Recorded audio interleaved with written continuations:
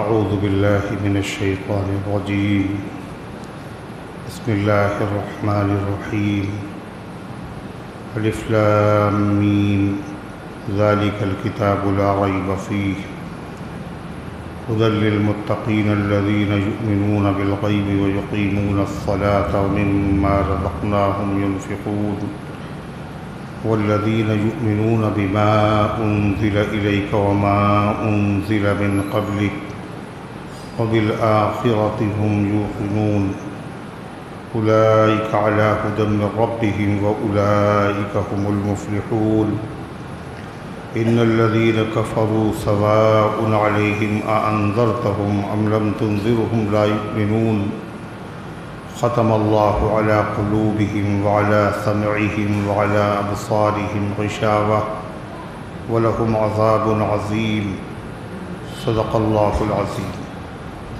محترم حضرات، سامعین کرام، حاضرین مسجد، عزیزوں اور بزرگوں، یہ قرآن مقدس کی سب سے بڑی اور سب سے مشہور اور بڑی عظمت والی صورت یعنی سورہ بقرہ کی پاکیزہ، نورانی، مبارک، باعظمت، مطہر آیتیں ہیں۔ دعا کیجئے رب العزت والجلال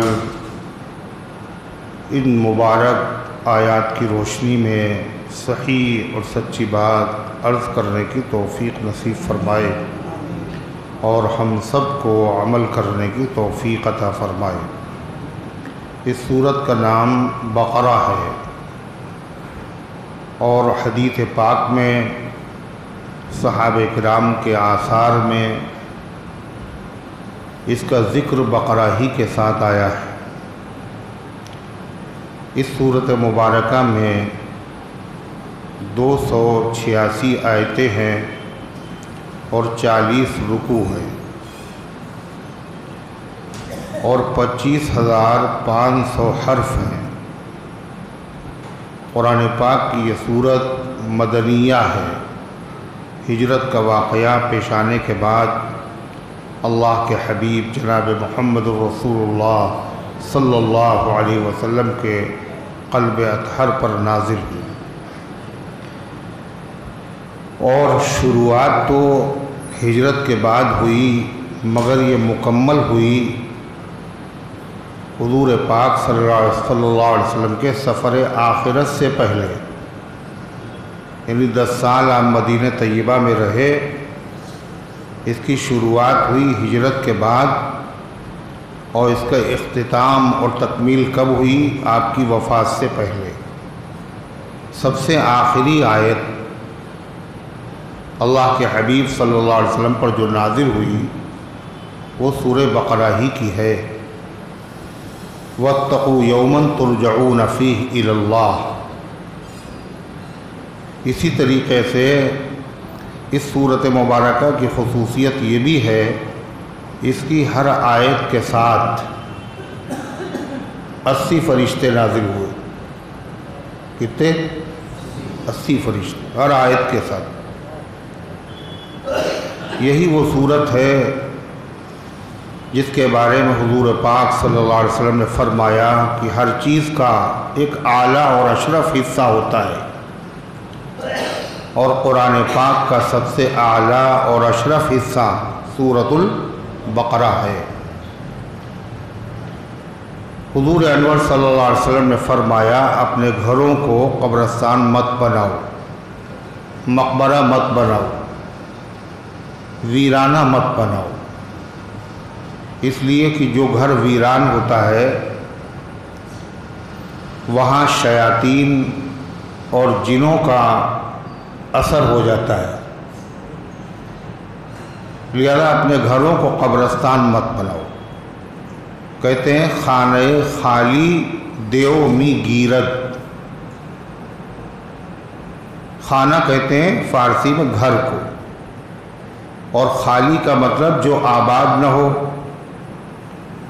اس کو دیو پکڑ لیتا ہے، یعنی جن اور شرری مخلوق اس کے اوپر قابض ہو جاتی ہیں، قبضہ کر لیتی ہیں۔ تھانہ بھون میں ایک مکان ایسا ہی تھا جس میں کوئی شخص رہ نہیں پاتا تھا، وہ خالی بند پڑا رہتا تھا۔ جو بھی آتا تھا وہ 1-2 دن ٹھہرا اور اس کے بعد اس نے اس کو چھوڑ دیا۔ تو جن کا وہ گھر تھا ان کا تعلق تھا حضرت حاجی امداد اللہ مہاجر مکی رحمۃ اللہ علیہ سے۔ حضرت جب تھانہ بھون تشریف لائے تو انہوں نے حضرت حاجی صاحب کو اسی گھر میں ٹھہرایا جس میں کوئی نہیں رہتا تھا، جو غیر آباد تھا، جس کے بارے میں مشہور تھا یہاں کوئی رہ نہیں پاتا۔ تو کہا یہ بزرگ آدمی اللہ والے، ان کو وہیں ٹھہرایا۔ حضرت جب ٹھہرے تو جب وضو کیا تو ایک صاحب آئے، آپ نے کہا خیریت، انہوں نے سلام کیا اور کہا مجھے آپ سے بڑی عقیدت ہے، محبت ہے۔ تو حضرت نے فرمایا مجھ سے عقیدت بھی ہے اور اللہ کے بندوں کو ستاتے بھی ہو، اللہ والوں سے عقیدت بھی ہے تمہیں اور اللہ کے بندوں کو ستاتے بھی ہو، یہ کون سی نیکی ہے، یہ کیسی عقیدت؟ اس کے بعد سے اس گھر میں وہ اثر ختم ہو گیا۔ تو حضور پاک صلی اللہ علیہ وسلم فرماتے گھروں کو قبرستان مت بناؤ، ویرانہ نہ بناؤ۔ تو گھر تو آباد ہے پھر بھی اس کو فرمایا قبرستان نہ بناؤ۔ ادھر کی گھر کی آبادی بسنے والوں سے نہیں ہے، دل کی آبادی کاہے سے ہے؟ اللہ کو یاد کرنے سے، اللہ کے ذکر سے ہے۔ جس گھر میں اللہ کا ذکر ہوگا وہ گھر آباد ہے، اور جس گھر میں اللہ کا ذکر نہیں ہوگا وہ گھر ویران ہے۔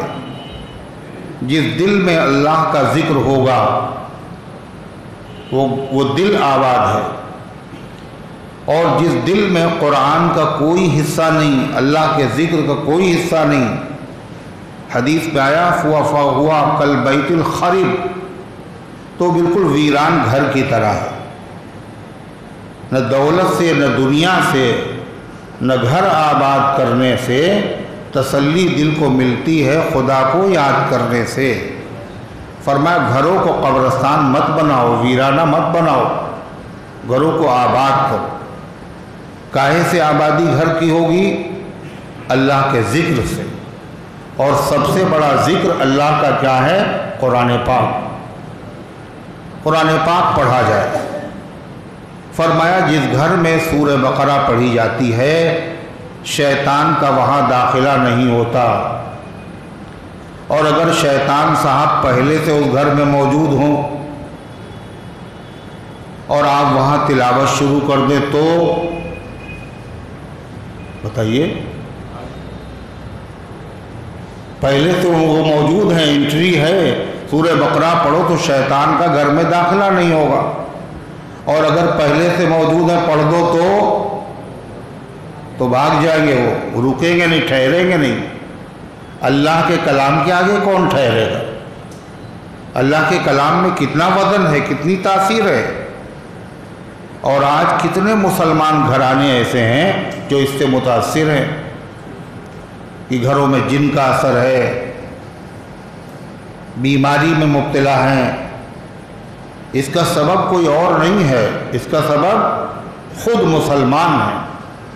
انہوں نے اپنے گھروں کو ویران بنا لیا، انہوں نے شیطان کے داخلے اور انٹری پر کوئی پابندی نہیں لگائی، کوئی تالا نہیں لگایا۔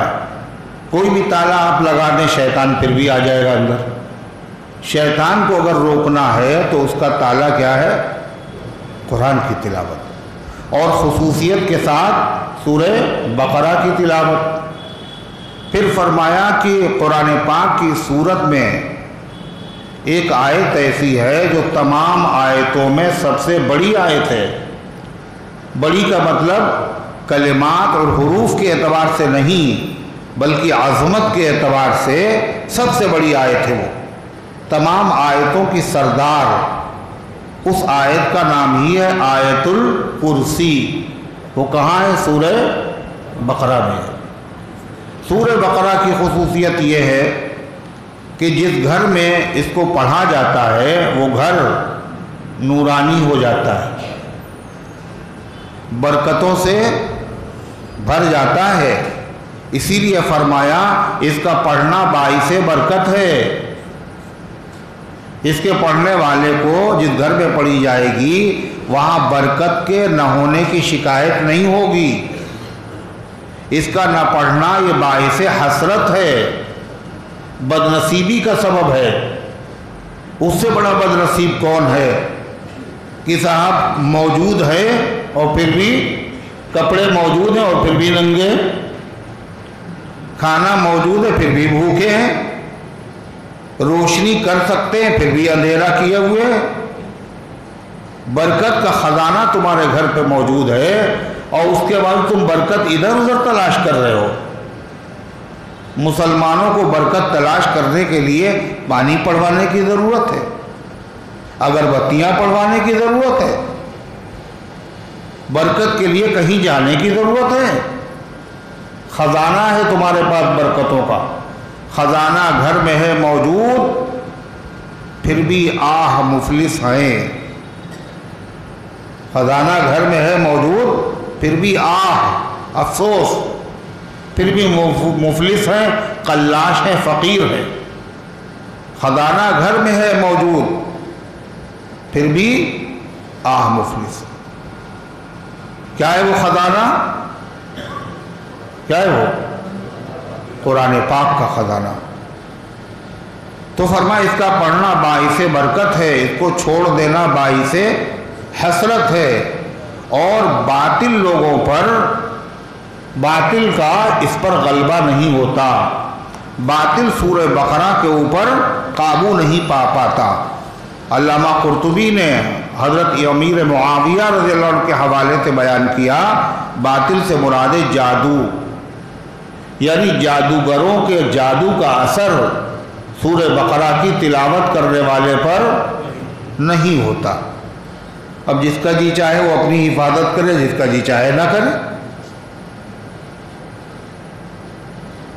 خزانہ گھر میں ہے موجود پھر بھی آہ مفلس ہیں، بھٹکتے پھر رہے چار سوئے وائے نادانی۔ افسوس کی بات ہے پھر بھی مارے مارے گھوم رہے۔ پھر اس سورت کی خصوصیت یہ ہے کہ دنیا میں بھی یہ روشنی اور نور اور برکت کا ذریعہ ہے، اور آخرت میں بھی یہ نور اور برکت اور سائے کا ذریعہ ہے۔ کچھ صحابہ نے آ کے حضور پاک صلی اللہ علیہ وسلم سے بیان کیا کہ کل رات میں نے حضرت ثابت ابن قیس ابن شماس کا گھر دیکھا، رات میں دور بیٹھنا اچھا فاصلے کے ساتھ۔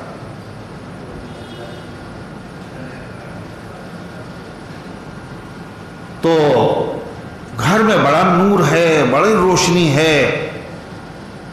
حضور پاک صلی اللہ علیہ وسلم کے پاس آ کے عرض کیا، کل ثابت ابن قیس کے گھر پہ بڑا اجالا تھا اور بڑی روشنی تھی۔ آپ نے فرمایا لعلہ قرأ سورۃ البقرہ، شاید کہ انہوں نے سورہ بقرہ پڑھی ہو، شاید کہ انہوں نے سورہ بقرہ پڑھی۔ اللہ کے نبی فرما رہے ہیں۔ صبح کو اللہ کے نبی سے یہ سننے کے بعد ان صاحب نے جا کے ان سے پوچھا کہ تم نے کل سورہ بقرہ رات میں پڑھی تھی؟ انہوں نے کہا جی ہاں میں نے سورہ بقرہ پڑھی۔ یہ میرا گھر ہے، یہاں ہر طرف اجالے ہیں۔ مسلمان کے گھر پہ اندھیرا ہوگا، اجالا، روح کا اجالا، دین کا اجالا کیسے ہوگا؟ وہ قرآن پڑھنے سے۔ قرآن میں نور ہے، قرآن میں ہدایت ہے، قرآن میں برکت ہے۔ تو فرمایا دنیا میں بھی اجالا ہے، اور آخرت میں سورہ بقرہ اور سورہ آل عمران، یہ دونوں دو بادلوں کی شکل میں، دو چمکتی ہوئی چیزوں کی شکل میں، دو پرندوں کے جھنڈ کی شکل میں آئیں گی، اور اپنے پڑھنے والے کے اوپر کیا کر لیں گی؟ سایہ۔ یوم لا ظل الا ظل عرشی، جس دن کہیں سایہ نہیں ہوگا اللہ کے عرش کے سائے کے علاوہ۔ یہ دونوں صورتیں اپنے قاری، اپنے تالی کو اپنے سائے میں لے لیں اور اس کی سفارش کریں گے۔ سورہ بقرہ قرآن پاک کی سب سے بڑی سورت ہے۔ اتنے عظیم الشان فائدے حاصل کرنے کے لیے 2.5 پارہ پڑھ لینا کوئی مشکل ہے؟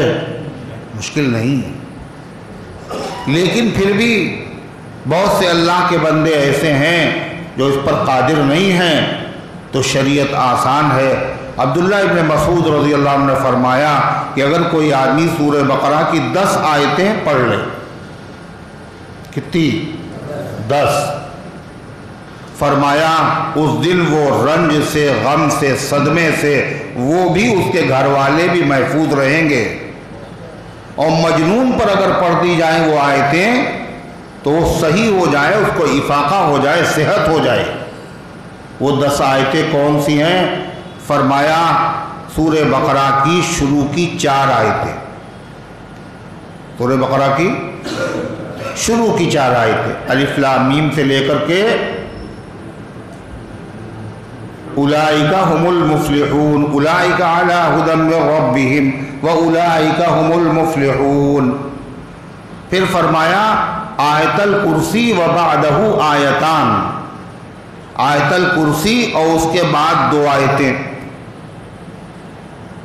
لا اکراہ فی الدین قد تبین الرشد من الغی فمن یکفر بالطاغوت ویؤمن باللہ فقد استمسک بالعروۃ الوثقی، لا انفصام لها واللہ سمیع علیم۔ تو لا اکراہ فی الدین، اللہ ولی الذین آمنوا، 2 آیتیں، آیت الکرسی، اس کے بعد 2 آیتیں اور کتنی ہو گئیں؟ کہاں 10 ہوئی ابھی؟ 4 شروع کی آیتیں، 1 آیت الکرسی، اس کے بعد کی 2 آیتیں، آیت الکرسی اور 2 آیتیں اور 3 ہوئیں، 4 اور 3 7، بڑی جلدی 10 بنا دی۔ ابھی 7 ہوئی ہیں، ابھی 3 اور باقی ہیں، اور آخر کی 3 آیتیں آمن رسول سے لے کر کے آخر تک ہو گئی 10۔ تو جو آدمی یہ پڑھ لے گا تو بھی سورہ بقرہ کی برکتوں سے محروم نہیں رہے گا۔ تو کیا ارادہ بھائی، کون کون پڑھے گا؟ ہے اچھا، پڑھا کس کس نے ہے؟ پچھلے ہفتے میں درس میں ہم نے بتایا تو کس نے پڑھا؟ بھائی اتنے لوگوں نے پڑھا، باقی لوگوں کو ضرورت نہیں ہے۔ کہاں 2.5 پارے اور کہاں 10 آیتیں؟ آپ بتائیے، اگر 10 آیتیں بھی ہم نہ پڑھ پائے تو پھر کیا کریں گے ہم؟ پھر ہم مخلص نہیں ہیں، پھر ہم خود اپنے بھی نہیں ہیں، دوسروں کو تو چھوڑیے، ہم اپنا بھی فائدہ نہیں چاہتے۔ اپنے من میں ڈوب کر پاجا سراغ زندگی، تو اگر میرا نہیں بنتا نہ بن، اپنا تو بولو، تو اگر میرا نہیں بنتا نہ بن، اپنا تو بن۔ ارے ہمارا فائدہ نہیں چاہتے ہو نہ چاہو، میاں اپنا فائدہ تو چاہو، اپنے گھر والوں کا تو فائدہ چاہو۔ وہ کتنے میں ہے؟ کیا آیتیں پڑھنے میں؟ 10۔ کتنے لوگوں نے نہیں پڑھا؟ اچھا آپ کیا ارادہ ہے بھائی؟ بولو۔ یہ تو اپنے بچوں کو اس کی عادت ڈلوا دینا چاہیے۔ 10 آیتیں پہلے پڑھو، بلند آواز سے ان سے سنو، تلاوت قرآن میں دیکھ کے پہلے پڑھو۔ جب دیکھ کے پڑھیں گے 40 دن نہیں گزریں گے کہ یاد ہو جائے گی زبانی، اور بچوں کو تو اور پہلے یاد ہو جائیں گی، ان کی عادت ہو جائے گی۔ ایک آدمی پڑھے گا تو اتنی برکت ہوگی، اگر پورا گھر پڑھے گا تو گھٹ جائے گی نا برکت، اور بڑھے گی۔ اور برکت کی ضرورت سب کو ہے۔ اچھا کم کی بھی ضرورت نہیں ہے، 10,000 روپے اگر کسی کے پاس ہے، یہ برکت ہے، تو کیا چاہے گا وہ 10,000 رہیں، اس سے زیادہ نہ ہو؟ کوئی چاہتا ہے یہ؟ یا 10 لاکھ ہو جائے، 10 کروڑ ہو جائے، کسی طرح ختم ہی نہیں ہے، 10 ارب ہو جائے، تو یہ معاملہ کیا ہے آخر؟ دنیا کے معاملے میں یہ ہے، یہ سب برکتوں میں آتا ہے۔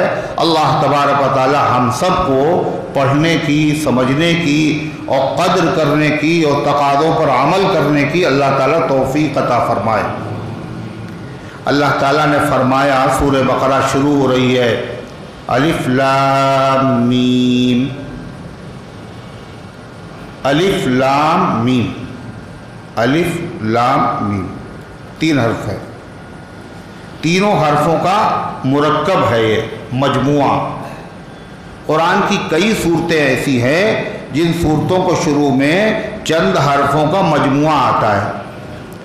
الف لام میم صاد، الف لام را، الف لام میم را، کاف ہا یا عین صاد، قاف والقرآن المجید، صاد ہے تو اس کو کہتے ہیں حروف مقطعات۔ حروف مقطعات، مقطع کہتے ہیں کٹا ہوا ہونا۔ مقطعات ایسے حرف ہیں جو ملا کے نہیں پڑھے جاتے ہیں بلکہ کاٹ کاٹ کے پڑھے جاتے ہیں، الگ الگ لکھا گیا ایک ہی میں الف لام میم ملا کے، مگر پڑھیں گے کیسے؟ علم نہیں پڑھیں گے، کیا پڑھیں گے؟ الف لام میم۔ قرآن کی صورتوں کو شروع میں ایسے حروف مقطعات کہتے ہیں۔ یہ کیوں ہے صورتوں میں؟ کیا ان سے مراد ہے؟ بعض مفسرین کہتے ہیں یہ جو حروف شروع میں آتے ہیں یہ اس سورت کا نام ہے، اسی سورت کا نام، الف لام میم، سورہ بقرہ کا نام الف لام میم۔ اور سورہ مریم کا نام کیا ہے؟ کاف ہا عین صاد۔ بعض مفسرین کہتے ہیں یہ جو حروف آتے ہیں یہ اللہ کے نام ہیں۔ کس کے نام ہے؟ اللہ کے نام۔ لیکن زیادہ تر مفسرین کی رائے اور راجح قول یہی ہے کہ یہ حقیقت میں ایک راز ہے، ایک بھید ہے، ایک راز ہے اور بھید ہے جو اللہ کے علاوہ کسی کو نہیں معلوم۔ اس سے کیا مراد ہے؟ الف لام میم سے اس کی کیا میننگ ہے، کیا مراد ہے؟ اللہ کے علاوہ کسی کو نہیں۔ اللہ اعلم بمرادہ بذالک، اللہ اس کی مراد کو جانتا ہے۔ اور ہو سکتا ہے یا ایسا راز ہو جو اللہ تعالیٰ نے اکیلے صرف اور صرف اپنے محبوب جناب محمد الرسول اللہ صلی اللہ علیہ وسلم کو بتایا اور دوسروں کو بتانے سے منع کر دیا، روک دیا۔ اس لیے پورے قرآن کے ایک ایک حرف کے معنی اللہ کے نبی صلی اللہ علیہ وسلم نے بتائے، مگر ان حروف کے معنی آپ نے کسی کو نہیں بتائے۔ کیوں نہیں بتائے؟ ایک راز ہے، ایک بھید ہے اللہ کا۔ اللہ اس کے رسول کے درمیان میں اس کی تبلیغ کرنے سے، اس کی تشریح کرنے سے اللہ نے منع کر دیا۔ اور یہ بھی اس بات کی طرف بھی مفسرین نے لکھا اشارہ ہے، اللہ یہ کہہ رہا ہے کہ شروع میں الف لام میم یہ آیا، کاف ہا عین صاد ہے، یہ جتنے حرف بولتے ہیں ہم لوگ لکھتے ہیں وہ کتنے 28 29 حرف ہیں، الف سے لے کے یا تک۔ انہی سے کتابیں لکھی جاتی ہیں، انہی سے بول چال ہوتی ہے، انہی سے شعر لکھے جاتے ہیں، انہی سے نثر لکھی جاتی ہے، انہی سے نظم لکھی جاتی ہے، انہی حروف سے سب کچھ ہوتا ہے۔ اللہ کہتا ہوتا انہی حروف سے ہے اور انہی حروف سے ہم نے اپنا کلام بھی بنایا ہے، مگر ہر کلام کا مقابلہ کیا جا سکتا ہے، مگر میرے کلام کا مقابلہ نہ انسان کر سکتے ہیں نہ جن کر سکتے ہیں، اور بنایا ہم نے بھی اس کو اسی سے ہے جس سے تم اپنا کلام بناتے ہو۔ کاہے سے؟ الف سے لے کر یا حرف وہی ہیں، انہی حرفوں سے ہم نے اپنا کلام بنایا، انہی حرفوں سے سارے لوگ بناتے ہیں، مگر ہمارے بنانے میں اور مخلوق کے بنانے میں کیا فرق ہے؟ انسان اور جن مل کر کے ایسا کلام نہیں بنا سکتے۔ الف لام میم معنی تو اس کے نہیں معلوم ہے، لیکن ایمان لانا فرض ہے، اللہ کا کلام ہے، اور معنی نہ معلوم ہونے کے باوجود اس میں برکتیں اللہ نے رکھی ہیں، ہمیں نہیں معلوم مگر ہیں بڑی برکتیں، معنی نہیں معلوم ہو، پھر بھی جب اس کو پڑھیں گے تو کیا ہوگا؟ برکت حاصل ہوگی۔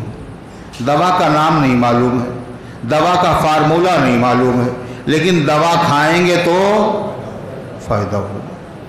الف لام میم ہے، کاف ہا یا عین صاد ہے، معنی نہیں معلوم ہے، لیکن جب پڑھیں گے تو ان میں جو خاص برکت اللہ نے رکھی ہے وہ برکت ضرور حاصل ہوگی، وہ نور ضرور حاصل ہوگا۔ اور تیسری بات، معنی معلوم ہو یا نہ ہو، جب تم اس کو پڑھو گے تو ثواب تمہیں ملے گا۔ ثواب، جب معنی نہیں معلوم، ثواب نہیں۔ کوئی بھی دنیا کی کتاب ہے اور چاہے جتنی اعلیٰ ہو، اگر اس کے معنی آپ کو نہیں پتا ہے تو وہ کتاب آپ کے نزدیک کیا ہے؟ بیکار ہے، سوائے اللہ کے کلام کی۔ اس کے معنی اگر نہ بھی معلوم ہو، جب بھی اس کا پڑھنا کیا ہے؟ یہ فائدے سے خالی نہیں ہے، بہت بڑا اس کا فائدہ ہے، اور الفائدہ ہی نہیں بلکہ یہ اللہ تعالیٰ کی طرف سے مطالبہ ہے۔ کیا مطالبہ؟ اتلو ما اوحی الیک من الکتاب، اے پیغمبر جو کتاب آپ کی طرف نازل کی گئی ہے اس کی تلاوت کیجیے، اور تلاوت جو ہوتی ہے وہ لفظوں کی ہوتی ہے، معنی کی نہیں ہوتی ہے۔ معنی کہاں کی تلاوت ہے؟ الفاظ کی ہوتی۔ اگر کوئی آدمی معنی قرآن میں کہ نماز میں پڑھ دے تو نماز نہیں ہوگی۔ تلاوت کہا گیا قرآن میں کرنے کے لیے، معنی پڑھنے کے لیے تھوڑی کہا گیا۔ تو اگر اس کے معنی، قرآن پاک کے معنی اگر ہمیں نہ بھی معلوم ہو، جب بھی اس کے پڑھنے میں فائدہ ہے، ثواب ہے۔ کیا فائدہ ہے؟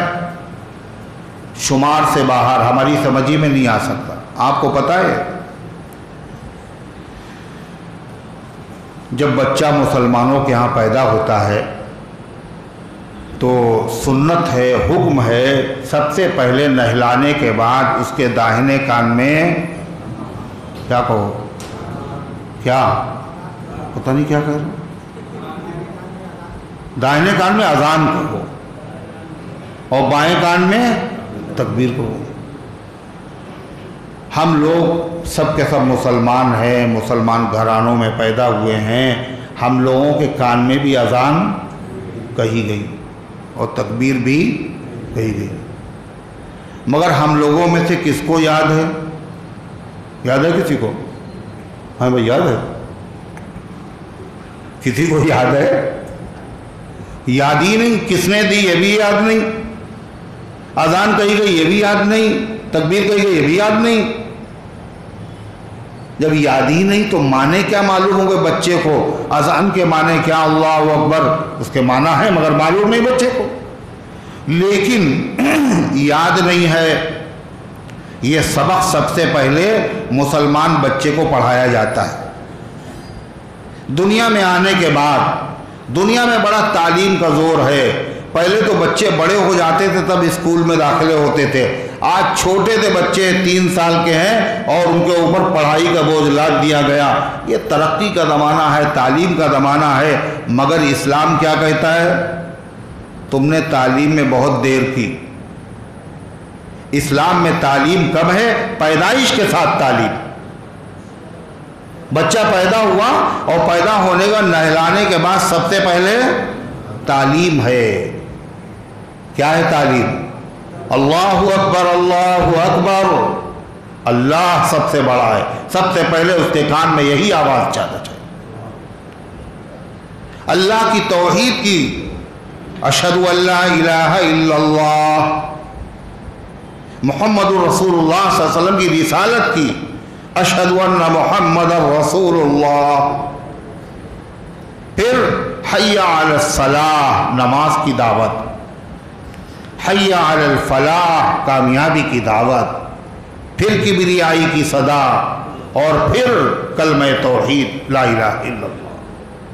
یہ تعلیم نہ ہمیں یاد ہے، نہ ہمیں معنی معلوم بچوں کو۔ کانوں میں تکبیر کہنے کا، اذان کہنے کا کیا فائدہ؟ فائدہ ہے مگر اس کا اس کا فائدہ ہے۔ کیا فائدہ ہے بھائی؟ جس کے کان میں اذان کہہ دی گئی اور تکبیر کہہ دی گئی، وہ چاہے جتنے گندے ماحول میں رہے، چاہے جیسے کفریہ ماحول میں چلا جائے، مگر اس کے باوجود وہ مرنا اسلام ہی پر پسند کرے گا، ایمان ہی پر مرنا پسند کرے گا۔ وہ یہ کیا چیز ہے؟ یہ اسی تعلیم کا اثر ہے، یہ اسی بیج کا اثر ہے جو پیدا ہوتے ہی اس کے دل کے اندر پہنچا دیا گیا کان کے راستے سے، اس مبارک آواز کا اثر۔ الف لام میم کے معنی نہیں معلوم ہے تو کیا ہوا؟ کاف عین صاد کا مطلب نہیں معلوم تو کیا ہوا؟ اس میں اللہ نے جو نور رکھا ہے، جو برکت رکھی ہے، جو تاثیر رکھی ہے، معنی معلوم ہو نہ معلوم ہو، فائدہ ہوگا اس سے۔ نہیں معنی معلوم ہے پھر بھی ثواب ملے گا۔ یہ نہ کہو کہ طوطے کی طرح قرآن رٹ لینے سے کیا فائدہ؟ فائدہ ہے، اللہ کا نام لینے سے فائدہ ہے، مانے نہ مانو جب بھی فائدہ۔ اور دلیل کیا ہے؟ خود نبی کریم صلی اللہ علیہ وسلم نے فرمایا، جب تم کہو گے الف لام میم تو تمہیں کتنی نیکیاں ملیں گی؟ 30۔ کیوں؟ الف لام میم، ہر حرف پر 10 نیکیاں۔ فرما الف حرف و لام حرف و میم حرف۔ الف لام میم ایک حرف نہیں ہے، الف الگ حرف ہے، لام الگ حرف ہے، میم الگ حرف ہے، کتنی ہو گئی؟ 30 نیکیاں۔ اور یہ الف لام میم ایسا کلمہ ہے، اس کے معنی دنیا میں بڑے سے بڑے عالم کو معلوم، بڑے سے بڑا علامہ، بڑے پیر صاحب کو معلوم تھے کیا؟ جی نہیں۔ جنید بغدادی کو، شاہ ولی اللہ محدث دہلوی کو، اویس قرنی رحمت اللہ علیہ کو، اچھا صحابہ کو تو معلوم، حضور نے ان کو پڑھایا تھا قرآن، تو ان کو بھی نہیں معلوم۔ حضرت علی کو، انا مدینۃ العلم وعلی بابھا، میں علم کا شہر ہوں اور علی اس کا دروازہ ہے۔ حضرت علی آپ بتائیے کہ ہمیں نہیں معلوم۔ حضرت عثمان کو، یہ دوہرے داماد ہیں، یہ روزانہ ہر رات میں قرآن ختم کرتے ہیں، آپ کو معلوم ہے؟ حضرت علی کہتے ہیں رأیت رسول اللہ صلی اللہ علیہ وسلم کما رأینا، عثمان جیسے میں نے اللہ کے رسول کو دیکھا ویسے ہی دیکھا جیسے تم نے دیکھا۔ صحبت و صحبنا، جیسے صحبت کا شرف ہمیں حاصل ہے ویسے تمہیں بھی حاصل ہے۔ سمعت کما سمعنا، میں نے جس طرح حضور صلی اللہ علیہ وسلم کے فرمان سنے آپ نے بھی سنے ہیں، سننے میں کوئی فرق نہیں۔ حضرت علی کہہ رہے ہیں، اور کہتے ہیں ایک بات تو آپ کو ایسی حاصل ہے جو ابوبکر و عمر کو بھی حاصل نہیں۔ کون کہہ رہا ہے؟ حضرت علی۔ کس سے کہہ رہے ہیں؟ اپنے ساڑھو حضرت عثمان غنی سے۔ کیا کہہ رہے ہیں؟ نہج البلاغہ میں ہے، نلت من سحرہ ما لم ینالا، آپ کو اللہ کے نبی صلی اللہ علیہ وسلم کی دامادی کا وہ شرف حاصل ہے جو ان دونوں بزرگوں کو حاصل نہیں ہوا۔ بلکہ حضرت علی کہتے ہیں حضرت عثمان تمہیں وہ شرف حاصل ہے جو آدم علیہ السلام کی اولاد میں کسی کو حاصل نہیں ہوا آپ کے علاوہ۔ ایسی کیا چیز ہے جو حضرت عثمان کے علاوہ پوری انسانیت میں، اولاد آدم میں، کسی نبی کی امت میں کسی کو حاصل نہیں ہوا، وہ اکیلے حضرت عثمان کو حاصل ہوا۔ ایسی چیز، اور کون بیان کر رہا؟ حضرت علی۔ وہ کیا چیز ہے کہ کسی پیغمبر نے اپنی 2 بیٹیوں کا نکاح کسی سے نہیں کیا ہے، اللہ کے رسول صلی اللہ علیہ وسلم نے اپنی 2 بیٹیوں کا نکاح تم سے کیا ہے عثمان۔ اسی لیے ان کا لقب ہے ذو النورین، 2 نور والے۔ بیٹی کیا ہے؟ نور نظر۔ بیٹا کیا ہے؟ آنکھوں کا نور۔ نبی کے 2 نور عقد میں ہیں، نکاح میں ہیں، کس کے؟ حضرت عثمان غنی رضی اللہ عنہ کے تکریم کے شایع میرے عثمان غنی ہیں، اور کس کو نہیں معلوم کہ ہم زلف علی ہیں، ہے کتنی بلندی پہ ثنا ان کا مقدر، دو نور سے وابستہ یہ داماد نبی ہیں۔ حضرت عثمان کا ہمیں بھی نہیں معلوم۔ پھر اب کس کا نمبر ہے؟ کہا حضرت عمر سے پوچھا جائے۔ حضرت عمر امت میں بہت بڑے عالم ہیں، اتنے بڑے عالم ہیں جو اللہ کے نبی صلی اللہ علیہ وسلم سے باقی بچا وہ سب کا سب عمر کے پاس تھا۔ آپ نے بچا ہوا دودھ انہی کو دیا تھا۔ صحابہ نے پوچھا اس خواب کی تعبیر کیا؟ آپ نے کہا علم۔ اللہ کے نبی نے خود کہا عمر اتنے بڑے عالم جن کی رائے کی تائید میں قرآن کی 21 آیتیں نازل ہوئی۔ حضرت عمر، آپ بتائیے الف لام میم کے معنی آپ کو پتہ کرنے ہمیں بھی نہیں معلوم۔ اب تمام جماعت صحابہ میں نبی کے بعد سب سے بڑے عالم کے پاس چلو۔ سب سے بڑے عالم صحابہ میں امام الصحابہ وہ کون ہیں؟ حضرت صدیق اکبر۔ ان سے بڑا کوئی عالم نہیں صحابہ میں۔ اللہ کے نبی کہتے ہیں ما صب اللہ فی صدری الا وقد صببت فی صدری ابی بکر، اللہ نے جو کچھ میرے سینے میں ڈالا وہ میں نے ابو بکر کے سینے میں انڈیل دیا۔ اب کیا پتہ چلا؟ جو کچھ نبی کے سینے میں آیا انڈیل دیا صدیق اکبر کے سینے میں۔ اللہ کے نبی علم کا شہر ہیں، حضور نے وہی علم ابو بکر کے سینے میں انڈیل دیا، تو ابو بکر بھی کیا ہیں؟ علم کا شہر۔ اتنے بڑے عالم ہیں ابو بکر، کوئی نہیں بتاتا تو خواب کی تعبیر۔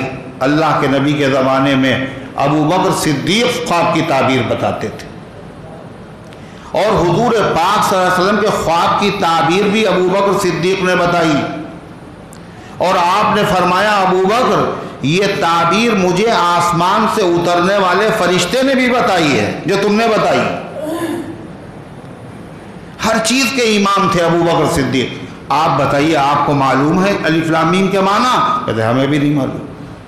جس کے معنی بڑے سے بڑے عالم کو معلوم نہیں مگر اس کے پڑھنے پر ثواب بولو مل رہا ہے۔ اس کا اللہ کے نبی نے مثال ہی ایسی پیش کر کے بتایا، کسی آدمی کی بات نہ سننا، قرآن پڑھے معنی نہ سمجھے کوئی فائدہ نہیں، کہا غلط۔ جس کے معنی کسی کو نہیں معلوم ہے اس پر جب ثواب مل رہا ہے تو پورے قرآن کے اوپر پڑھنے پر ثواب ملے گا نہیں ملے گا؟ الف لام میم ذالک الکتاب لا ریب فیہ، یہ کتاب ہے، اور باقی کتابیں تو بہت سی ہیں بندوں کی لکھی ہوئی، خود اللہ کی نازل کی ہوئی کتابیں، مگر یہ کتاب ہے، یعنی سب سے کامل اور مکمل اگر کوئی کتاب ہے تو وہ یہی کتاب ہے۔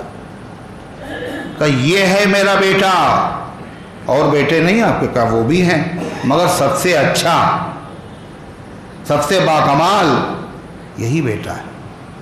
عباد الرحمن، اللہ کا رحمان کے بندے، رحمان کے تو سبھی بندے ہیں، جن بندوں پر خدا کو ناز ہے اللہ ان بندوں کے بارے میں کرو عباد الرحمن الذین یمشون علی الارض ہونا، رحمان کے بندے وہ ہیں جو زمین پر اکڑ کے نہیں چلتے ہیں، بہت آہستہ سے چلتے ہیں، ان کی رفتار اللہ کو پسند۔ کہ یہ ہے آدمی، باقی سب کہا ہیں تو آدمی مگر کامل مکمل یہی ہے۔ ذالک الکتاب، یہ ہے کتاب، یہ کتاب ہے، کیسی کتاب ہے؟ لا ریب فیہ، کوئی شک نہیں ہے اس کتاب میں، اس کے کلام الہی ہونے میں، اللہ کا کلام ہونے میں، اس کے سچا ہونے میں، اس کا معجزہ ہونے میں، اس کی حقیقت ہونے میں کوئی کسی قسم کا شک نہیں ہے۔ یہ کیوں کہہ رہا ہے یہ کتاب ہے اس میں کوئی شک نہیں ہے؟ یہ حقیقت میں جواب ہے کاہے کا؟ سورہ فاتحہ کا۔ یہی سورہ فاتحہ سے اس کا ربط اور تعلق ہے۔ اس میں اللہ نے کیا سکھایا تھا؟ ہم سے کیا مانگنا؟ اہدنا الصراط المستقیم، اے اللہ ہمیں سیدھا راستہ دکھائیے۔ اللہ کہہ رہا تم نے سیدھا راستہ مانگا تھا، اس کا جواب یہ ہے سیدھے راستے کی طلب ہے تو اس کتاب کو پڑھو، اس کتاب کو سمجھو، اس کتاب کے تقاضوں پر عمل کرو۔ یہی کیا ہے؟ سراپا ہدایت ہے، ہدایت کا سرچشمہ یہی ہے۔ ذالک الکتاب لا ریب فیہ، اس کتاب میں کوئی شک نہیں ہے۔ کاہے میں؟ کہ یہ اللہ کا کلام ہے۔ اللہ تو کہہ رہا اس میں کوئی شک نہیں ہے، حالانکہ مکے کے مشرک کیا کہا کرتے تھے؟ یہ اللہ کا کلام نہیں ہے، آپ نے بنا لیا۔ ارے سنیں گے، آپ نے بہت مرتبہ سنا، آپ شاعر ہیں معاذ اللہ، آپ کاہن ہیں، یہ اپنی طرف سے بنا لیتے، افترا آپ نے گڑھ لیا ہے اور کہہ دیتے ہیں یہ اللہ کا کلام ہے۔ تو انہوں نے تو اللہ کے کلام ہونے میں شک کیا، اور آج بھی لوگ کرتے ہیں، مگر اللہ کیا کہہ رہا ہے بھائی؟ کیا ہوا؟ ایک دوسرے کو نہ دیکھو بھائی، ایک دوسرے کو نہ دیکھو، ہم جو پوچھ رہے ہیں بتاؤ، ایک سوال ہے۔ اللہ کہہ رہا ہے اس میں شک نہیں، حالانکہ لوگوں نے اس میں شک کیا ہے۔ خود قرآن میں اس کا ذکر ہے، لوگوں نے کیا کہا؟ یہ اللہ کا کلام نہیں ہے، محمد صلی اللہ علیہ وسلم نے بنا لیا، اور کیا کہہ دیا؟ یہ اللہ کا کلام، یہ شک ہے نہیں ہے۔ اور اللہ کہہ رہا ہے اس میں شک نہیں ہے، کا مطلب سمجھیے، یعنی اس کتاب میں اگر آدمی سوچے اور سمجھے اور عقل سے کام لے تو اس میں شک نہیں ہے۔ اور اگر وہ شک کر رہا ہے، اگر وہ شک کر رہا ہے تو یہ قرآن پاک میں شک نہیں ہے، بلکہ اس کا دماغی خلل ہے، دماغ میں اس کے نقص اور عیب ہے۔ اللہ کا کلام لا ریب ہے، اس میں کوئی شک و شبہ نہیں کلام الہی ہونے میں۔ اگر کوئی شک کر رہا ہے تو حقیقت میں نقص اور عیب اور خلل اس کے دماغ اور فہم میں ہے۔ کہا یہ گھی ہے، اور گھی سے کیا پیدا ہوتا ہے؟ جب آدمی کھاتا ہے تو اس سے کمزوری پیدا ہوتی ہے نا، ہے نا؟ کیوں؟ گھی کھانے سے آدمی کمزور ہوتا ہے نا؟ کیا ہوتا ہے؟ کہا یہ طاقت کے لیے ہے۔ کہا فلاں آدمی نے گھی کھایا، اس کو بہت دست آئے اور کمزور ہو گیا، تو گھی تو کمزور کر دیتا ہے، تو کیا کہا جائے گا؟ پاگل ہیں آپ۔ گھی تو طاقتور ہے، گھی کے طاقتور ہونے میں، مقوی ہونے میں کوئی شک و شبہ نہیں ہے، اس کا معدہ ہی خراب ہے۔ جس نے کھایا تھا اس کا معدہ ٹھیک نہیں، کہتے کتے کو گھی ہضم نہیں ہوتا، ہے نا؟ کہا جو گدھے ہیں وہی نہیں کھاتے ہیں، اس میں تھوڑی کوئی خرابی ہے، جن کو پسند نہیں ہے خرابی ان میں ہے۔ قرآن میں شک نہیں ہے۔ اگر لوگوں نے شک کیا ہے تو شک کرنے والوں کے دماغ میں، ان کی سمجھ میں، ان کی فہم میں خلل ہے، اور اگر وہ بھی غور کرتے اور دماغ سے کام لیتے اور سوچتے تو ان کو بھی نظر آ جاتا یہ کلام کلام الہی ہے، اور اس کے کلام الہی ہونے میں کوئی شک نہیں ہے۔ ایک جگہ قرآن نے کیا کہا؟ اچھا اگر شک ہے، آگے آئے گا، اللہ تعالیٰ نے علاج کیا اس کا، اگر شک ہے تو ایک اس جیسی آیت بنا کے لے آؤ، پھر اگر شک ہے تو یہ انسان ہے تو میں انسان ہوں، پوری دنیا مل کے لانے سے عاجز، اس کا مطلب کیا ہے؟ بندے کا کلام ہو تو بندہ اس جیسا، اس سے اچھا بنا لائے، یہ تو اللہ کا کلام ہے، لا ریب فیہ، اس کے کلام الہی ہونے میں کوئی شک نہیں ہے۔ ھدی للمتقین، یہ اسی جواب آیا کیا؟ اہدنا الصراط المستقیم، ہمیں سیدھا راستہ دکھائیے۔ اللہ فرماتا ھدی للمتقین، یہ کتاب ہے، اس کے کلام الہی ہونے میں شک نہیں ہے، یہ راستہ بتاتی ہے، یہ صراط مستقیم دکھاتی ہے کس کو؟ للمتقین، اللہ سے ڈرنے والوں کو۔ کس کو؟ کہا متقیوں کو جب یہ قرآن راستہ دکھاتا ہے تو راستہ دکھانے کی ضرورت کس کو ہے؟ متقیوں کو ہے، وہ تو خود ہی سیدھے راستے پہ۔ اللہ نے فرمایا ھدی للناس، یہ انسانوں کے لیے ہدایت ہے، ھدی للعالمین، عالموں کے لیے ہدایت ہے، یا کہا ھدی للمتقین۔ تو ھدی للمتقین کا مطلب کیا ہے؟ یہ اللہ سے ڈرنے والوں کو راستہ بتاتی، یعنی جس کے دل میں اللہ کا ڈر ہوتا ہے، ساری دنیا اللہ کی محتاج ہے یا نہیں یہ بتاؤ، ہے نا؟ الحمدللہ رب العالمین میں بتایا نا، ماضی میں بھی محتاج، فی الحال بھی محتاج، آئندہ بھی محتاج۔ جب آدمی کسی کا محتاج ہوتا ہے تو اس سے بولو ڈرتا ہی نہیں ڈرتا، کہیں صاحب ناراض نہ ہو جائے۔ صاحب اگر خوش رہیں گے تو صاحب بڑا کام بن جائے گا، اور ناراض ہو گئے تو معاملہ بڑا خراب ہو جائے گا۔ جس کے دل میں ڈر ہوتا ہے اس کو فکر ہوتی ہے کاہے کی ہمارا مالک خوش کس سے ہوتا ہے، اور ہمارا مالک بولو نا کیا، ناراض کس سے ہوتا ہے؟ خوش ہوگا تو مہربان ہو جائے گا، ناراض ہوگا ہم کہیں کے نہیں رہیں گے، اسی کو فکر ہوتی ہے نا۔ تو جس کے دل میں اللہ کا ڈر ہے اس کو فکر ہے اللہ کو راضی کرنے والے کام کون سے ہیں اور اللہ کو ناراض کرنے والے کام کون سے ہیں۔ ناراض کرنے والے کاموں سے بچے اور راضی کرنے والے کاموں کو اختیار کرے تو وہ کام کیسے پتہ چلیں گے؟ اللہ کہتا ہے اس کتاب کو پڑھو، یہ بتا رہی ہے ھدی للمتقین، یہ راستہ دکھانے والی ہے اللہ سے ڈرنے والوں کو کہ اللہ کو راضی کرنے والے کام یہ ہیں اور ناراض کرنے والے کام یہ ہے۔ ناراض کرنے والے کاموں سے بچ جانا اور راضی کرنے والے کاموں میں آگے بڑھ جانا، جتنا آگے بڑھو گے اتنا ہی اللہ کا کرم ہوگا۔ سمجھ میں آیا مطلب ہدایت ھدی للمتقین کا؟ اور جس کو کوئی فکر ہی نہیں، چاہے راضی ہو چاہے ناراض، تو اس کو کیا قرآن راستہ بتائے گا؟ ہے تو، مگر اس سے ہدایت اور نفع کون حاصل کرے گا؟ ہے تو سب کے لیے مفید، مگر کامل مکمل نفع اور فائدہ قرآن پاک سے اسی کو ہوگا جس کے دل میں اللہ کا ڈر۔ اچھا صاحب، ہم میں سے کون آدمی ایسا ہے جس کے دل میں اللہ کا ڈر نہیں ہے؟ ہے کوئی بھائی؟ ہے کوئی؟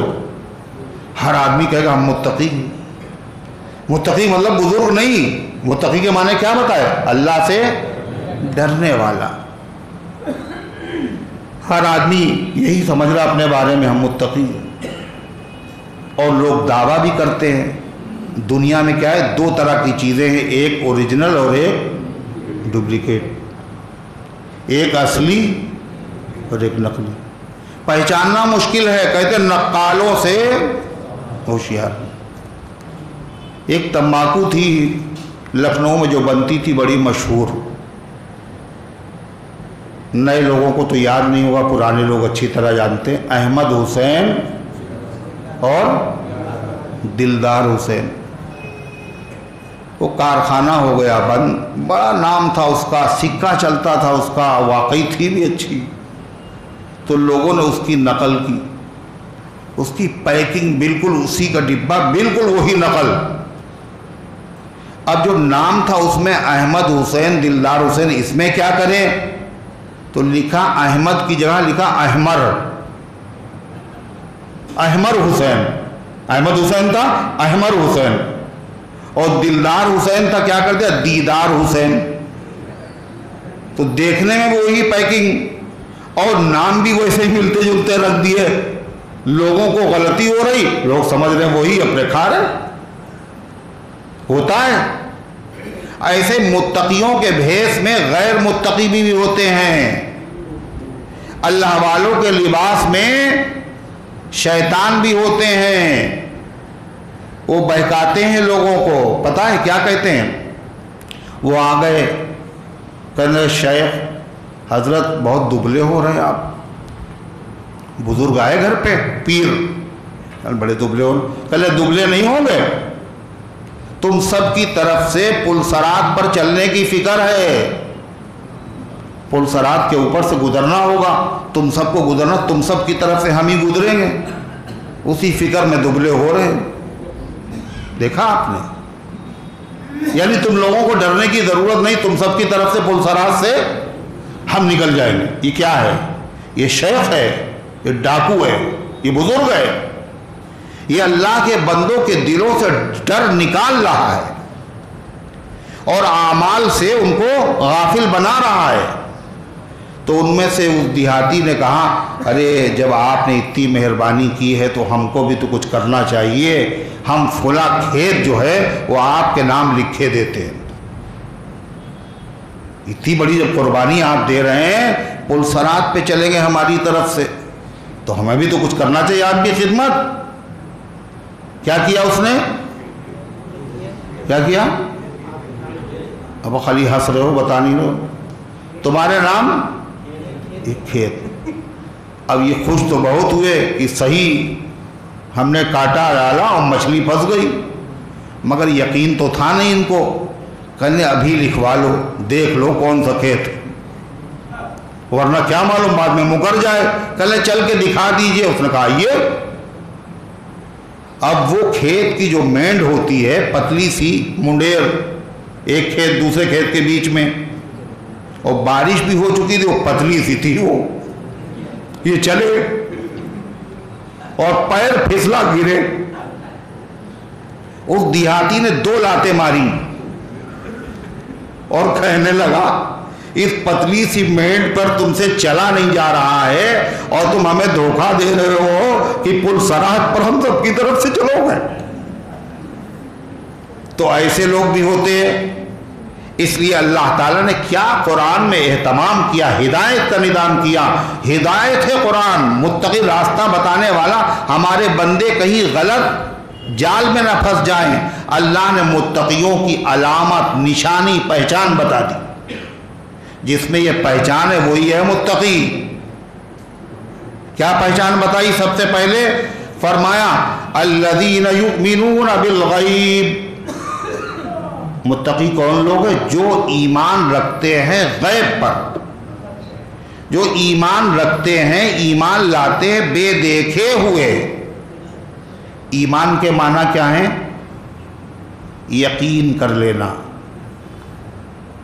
किसी का पर भरोसा करके, किसी पर भरोसा करके उसकी बात को सच्चा समझ लेना, ये ईमान है.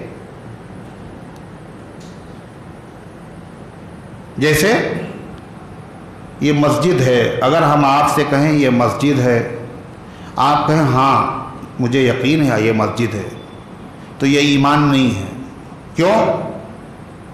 हमने कहा ये मस्जिद है, आपने आंखों से देख लिया ये मस्जिद है, तो आपने जो कहा ये मस्जिद है, मेरे कहने से नहीं कहा, आपने आंखों से देख के कहा. ये थोड़ी ईमान है. दूसरे पर भरोसा करके, हमने उस चीज को देखा नहीं है, उसको समझा नहीं है, न आंखों से देखा, न कानों से सुना, न जबान से चखा, न हाथों से छुआ, लेकिन महर भरोसा करके ये जो इस शख्स ने कहा है बिल्कुल सही कहा है, इसको ईमान कहते हैं. अल्लाह के हबीब सल्लल्लाहु अलैहि वसल्लम ने जो खबरें हमें दी हैं, फरिश्ते भी हैं, अज़ाब कब्र भी है, जन्नत भी है, जहन्नम भी है, अल्लाह की सिफात हैं, पुलसरात है, हमने कुछ नहीं देखा, मगर हम क्या हैं? अल्लाह के नबी पर भरोसा करते हुए कहते हैं अल्लाह के नबी ने जो फरमाया वो बिल्कुल सच फरमाया. इसको मान लेने का नाम ईमान, जानने का नाम नहीं ईमान है. किसी पर भरोसा करके उसकी बात को मान लेना, इसका नाम ईमान है, जानने का नाम ईमान नहीं. इसलिए कि हुजूर पाक सल्लल्लाहु अलैहि वसल्लम ने जो बातें बताई वो सच्ची थी हैं. उनकी सच्चाई को जानता तो शैतान भी था, नहीं जानता था, और जानते तो काफिर भी थे, यहूदी और ईसाई भी जानते थे, लेकिन वो मानते نہیں تھے۔ قرآن کہتا ہے یعرفونہ کما یعرفون ابناءہم، وہ اللہ کے نبی کو اس طرح جانتے ہیں جیسے باپ اپنے بیٹے کو جانتا ہے۔ جانتے تھے مگر مانتے نہیں تھے۔ جاننے کا نام ایمان نہیں ہے، ماننے کا نام ایمان ہے۔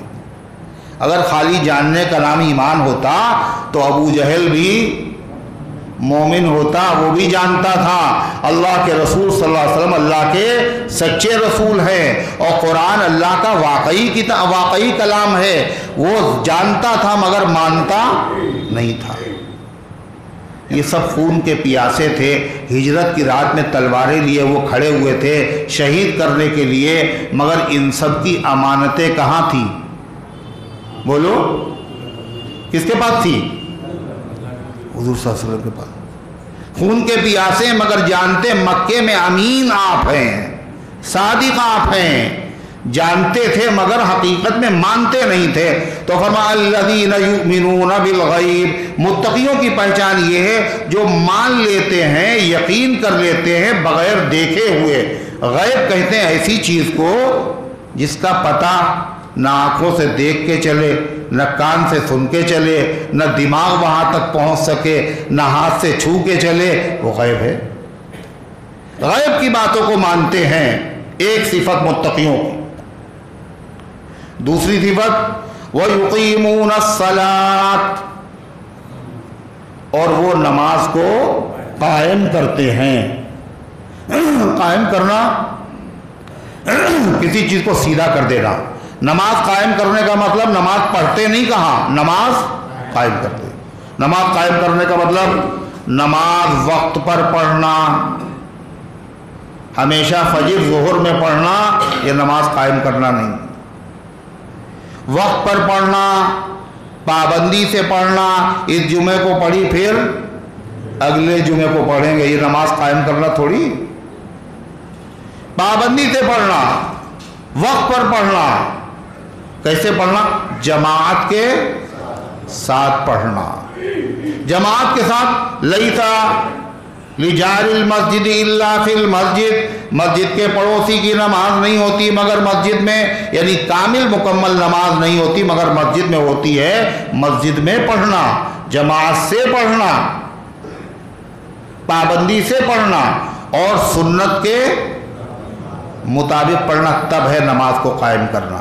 اللہ نے یہ صفت بتا دی، کوئی کتنا ہی بڑا بزرگ ہو اور پہنچا ہوا ہو اور وہ چمتکار دکھائے اور وہ پانی پہ چلے اور وہ ہوا پہ اڑے، مگر پھر بھی وہ متقی نہیں ہو سکتا اگر وہ نماز کا قائم کرنے والا نہیں ہے۔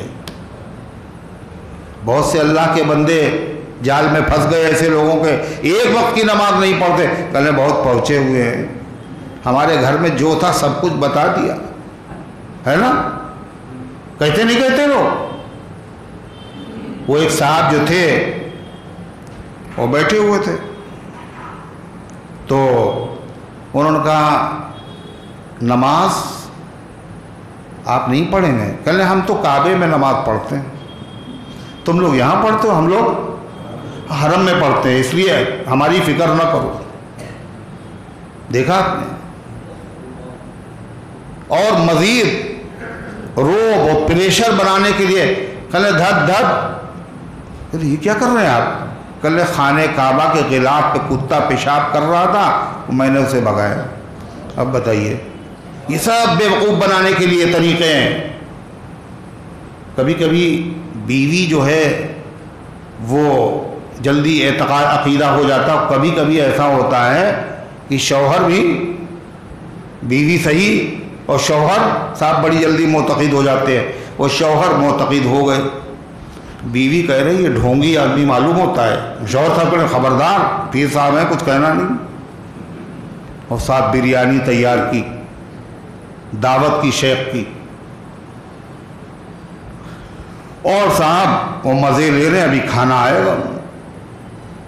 اور بیوی نے کیا کیا، بوٹیاں سب نیچے چھپا دی اور اوپر چاول۔ اب بیٹھے شروع نہیں کر رہے ہیں، شروع کریے، کہنے اس میں بوٹی تو ہے ہی نہیں۔ تو بیوی نے کہا دیکھا تم نے، ان کو خانہ کعبہ کا اس کے غلاف پہ کتا پیشاب وہ دکھ رہا ہے، چاول کے نیچے بوٹیاں چھپی وہ نہیں دکھی، اس نے دھکے دے کے گھر سے نکال دیا۔ تو اللہ کیا کہہ رہا ہے؟ یہ راستہ دکھاتی ہے ان کو جو اللہ سے ڈرنے والے ہیں، ان کی پہچان کیا ہے؟ وہ ایمان و یقین رکھتے ہیں، کس پر؟ بے دیکھے ہوئے ایمان لاتے ہیں۔ اور دوسری صفت کیا بتائی؟ یقیمون الصلاۃ، وہ نماز قائم کرتے ہیں۔ جو نماز نہ پڑھے وہ ولی، قطب، ابدال کچھ نہیں ہو سکتا۔ ہوا پر اڑے اگر کوئی انس و جن، خلاف پیمبر ہو شیطان گن۔ ہوا پہ اگر اڑ رہا ہو، اگر نبی کے طریقے سنت کے خلاف اگر اس کی زندگی ہے تو وہ ولی نہیں، وہ شیطان ہے، شیطان۔ قرآن نے رہبری کی، اس رہبری سے جنہوں نے فائدہ نہیں اٹھایا ان لوگوں نے غچے کھائے، اور ڈاکوؤں کو انہوں نے کیا سمجھ لیا؟ کیا سمجھ لیا ہے؟ ڈاکوؤں کو رہبر سمجھ لیا، اور مریضوں کو مسیحا سمجھ لیا، اور گمراہوں کو اپنا مقتدا اور پیشوا بنا لیا۔ کیوں؟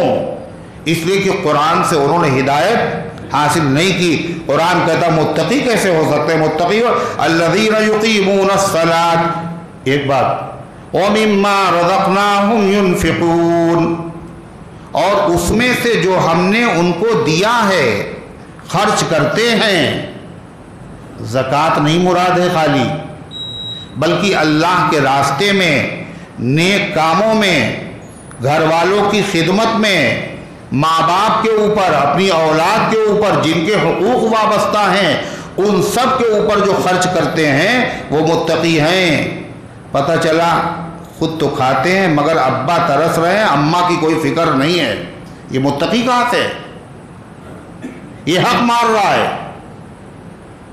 بیوی بچے سسک رہے ہیں، بلک رہے ہیں، ہم نے اسی کو تقویٰ سمجھا، ہم نکل گئے اللہ کے راستے میں اور گھر میں فاقے ہو رہے ہیں۔ ڈاکٹر کی فیس نہیں ہے، لے جانے والا کوئی نہیں ہے۔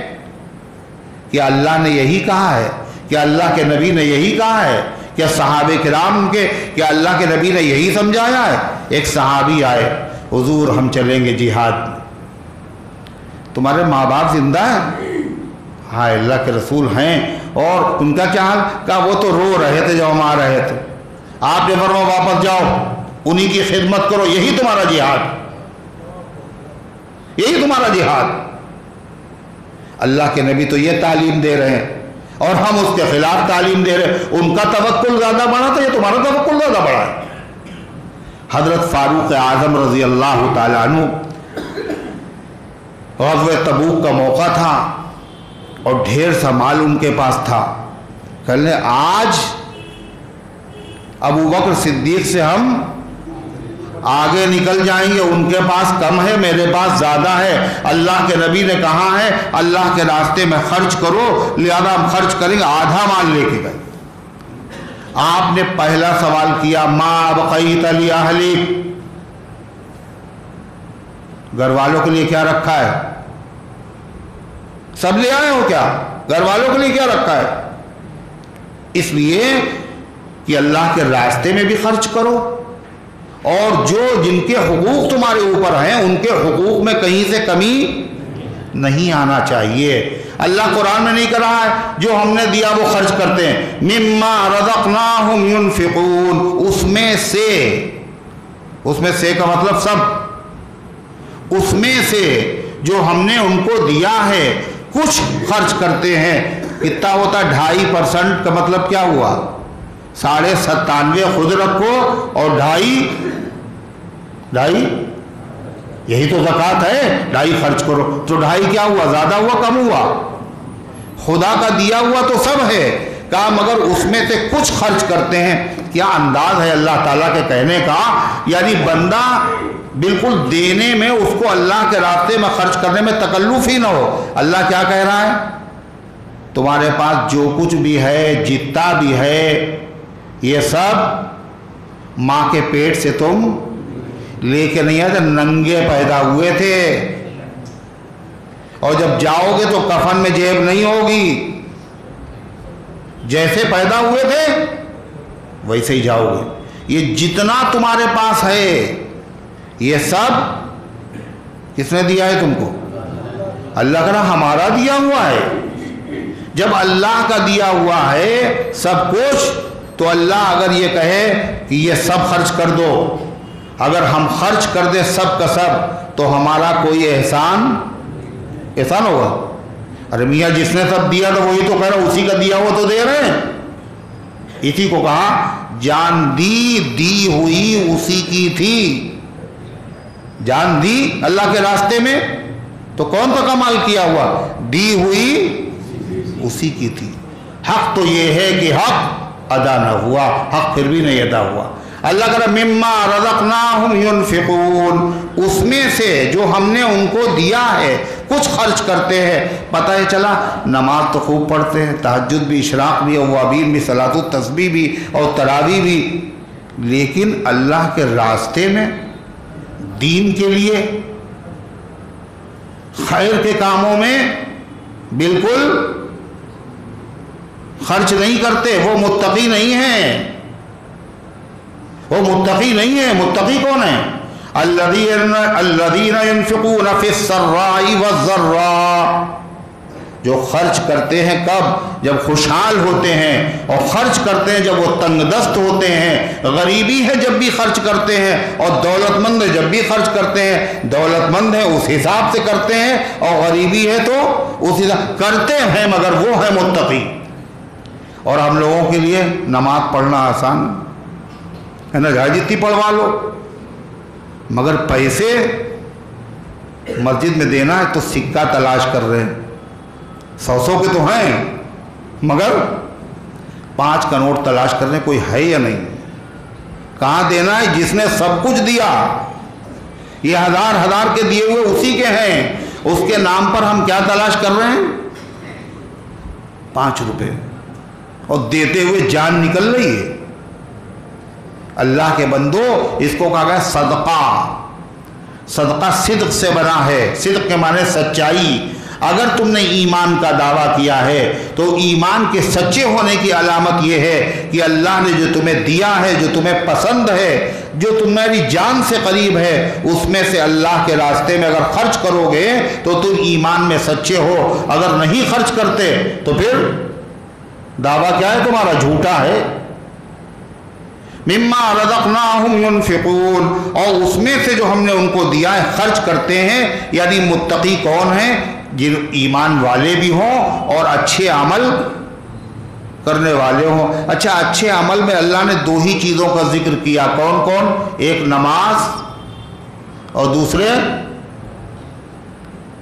مما رزقناہم ينفقون، ہم نے جو ہے اس میں سے خرچ کرتے ہیں۔ کیا خالی نیک عمل یہی ہیں؟ وہ یہی ہے، خالی 2 ہی ہیں، نماز اور خرچ کرنا، بس یہی ہے نیک کام؟ اور بھی تو نیک کام ہیں۔ نماز ہے، تلاوت ہے، ذکر ہے، غریبوں کی مدد ہے، اتباع سنت ہے، کتنی چیزیں دین کے شعبے۔ کہا اللہ نے 2 چیزیں ذکر کر کے کیا بتایا؟ جو ہم نے جتنی عبادتیں انسان کے ذمہ لازم کی ہیں ان کا تعلق یا تو انسان کے جسم سے ہے یا انسان کے دیے ہوئے مال سے ہے، یا تو جسم سے ہے یا مال سے ہے۔ جو جسمانی عبادتیں ہیں، کلمہ کاہے سے پڑھو گے؟ زبان سے، یہ جسم ہے۔ نماز کیسے پڑھو گے؟ نماز میں کیا ہے؟ انسان کا جسم لگ رہا ہے۔ تلاوت یہ کیا ہے؟ کسی آدمی کی مدد کر دینا، ہاتھ پکڑ کر کے اس کو پار کرا دینا راستہ، یہ جسم کی عبادت ہے۔ طواف جسم سے کیا جاتا ہے، رمی جسم سے کی جاتی ہے، جسمانی عبادت ہے۔ یا پھر وہ مالی عبادت ہوگی۔ اس لیے 2 عبادتوں کا ذکر کر دیا۔ جسمانی عبادتوں میں سب سے افضل عبادت نماز ہے، اور مالی عبادتوں میں سب سے افضل عبادت کیا؟ صدقہ ہے۔ پھر صدقے کی 2 قسمیں ہیں، ایک واجب اور ایک نفل۔ واجب زکوٰۃ ہے، فطرہ ہے، اور قربانی ہے، اور نفل کیا ہے؟ اس کے علاوہ جس نیک کام میں آپ خرچ کریں، کسی کی مدد کریں، یہ سب کیا ہے؟ نفلی صدقہ ہے۔ مما رزقناہم ینفقون، اتنی بات ہو گئی متقی ہونے کے لیے؟ کہا نہیں، والذین یؤمنون بما انزل الیک وما انزل من قبلک، اور متقی وہ لوگ ہیں جو ایمان رکھتے ہیں اس کتاب پر جو اتاری گئی آپ کی طرف۔ کس کی طرف؟ آپ کی طرف، یعنی اللہ کے رسول صلی اللہ علیہ وسلم پر جو کتاب اتاری گئی، جو اس پر ایمان رکھتے ہیں۔ آپ پر کون سی کتاب اتاری گئی؟ قرآن۔ بس وہی مومن ہے؟ کہا نہیں، جو ایمان رکھتے اس کتاب پر جو اتاری گئی آپ کی طرف، وما انزل من قبلک، اور ان کتابوں پر بھی ایمان رکھتے ہیں جو اتاری جا چکی آپ سے پہلے۔ آپ سے کون کون سی کتابیں؟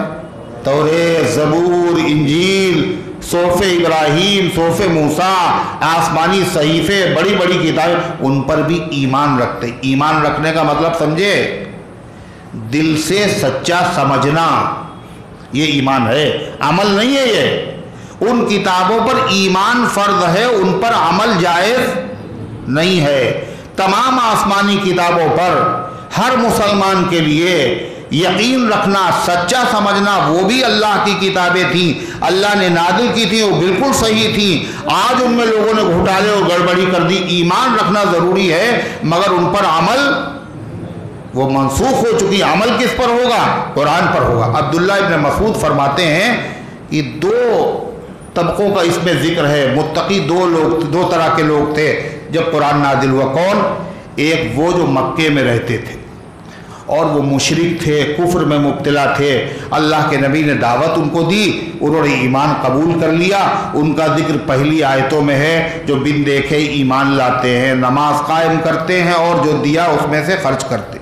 دوسرے متقی وہ لوگ تھے جو دوسری آسمانی کتابوں کو مانتے تھے۔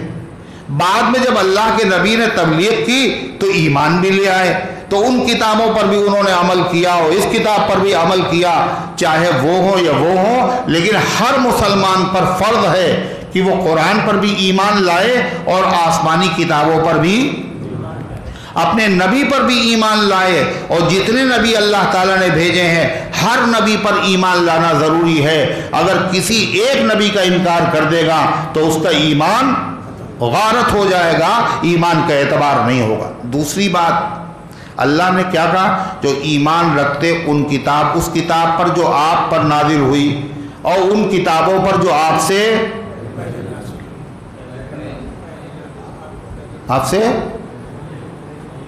پہلے نازل ہوئی۔ پہلے کا ذکر ہے مگر بعد کا ذکر، بولو، اس کتاب پر بھی ایمان رکھتے جو آپ کے بعد نازل ہوگی، ہے کہیں قرآن میں؟ بولو، پہلے کا ذکر ہے ان نبیوں پر جو آپ سے پہلے آئے، ان کتابوں پر جو آپ سے پہلے نازل ہوئی۔ لیکن اگر آپ کے بعد کوئی نبی آنے والا ہوتا تو قرآن میں یہ بھی ہوتا اس نبی پر ایمان لاؤ جو بعد میں آنے والا آپ کے بعد ہے، اس کتاب کو بھی ماننا ضروری جو آپ کے بعد نازل ہونے والی ہے۔ اللہ نے قرآن کی آیت میں بتایا اللہ کے پیغمبر آخری نبی ہیں، آپ کے بعد کوئی نبی آنے والا نہیں ہے، اور قرآن آخری کتاب ہے، اس کے بعد کوئی کتاب نہیں ہے۔ اور جو کہے ہم بھی نبی ہیں اللہ کے نبی کے بعد، وہ کیا ہے؟ وہ کذاب ہے، وہ جھوٹا نبی ہے۔ اور آپ صلی اللہ علیہ وسلم نے فرمایا میرے بعد 30 جھوٹے کذاب دجال پیدا ہوں گے۔ کتنے؟ 30۔ کلہم یزعم انہ نبی، ان میں سے ہر ایک دعویٰ کرے گا میں نبی ہوں، مجھے بھی نبی مانو۔ کیا ہوگا بھائی؟ وہ دیکھیے کیا ہوگا، کتنے پیدا ہوں گے؟ 30۔ کیا دعویٰ کریں گے وہ؟ ان میں سے ہر ایک دعویٰ کرے گا میں نبی ہوں۔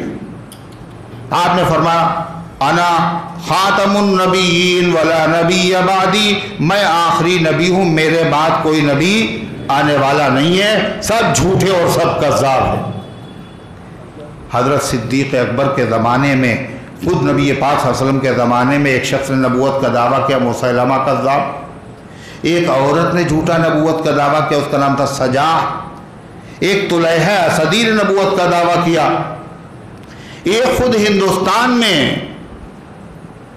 غلام احمد قادیانی، قادیان کا رہنے والا، جو پنجاب کا علاقہ ہے اس میں قادیان مقام، وہاں کا رہنے والا، اس نے نبوت کا دعویٰ کیا تھا، وہ جھوٹا نبی، اور جو جھوٹا نبی ہوا اللہ نے اس کو ذلیل کیا،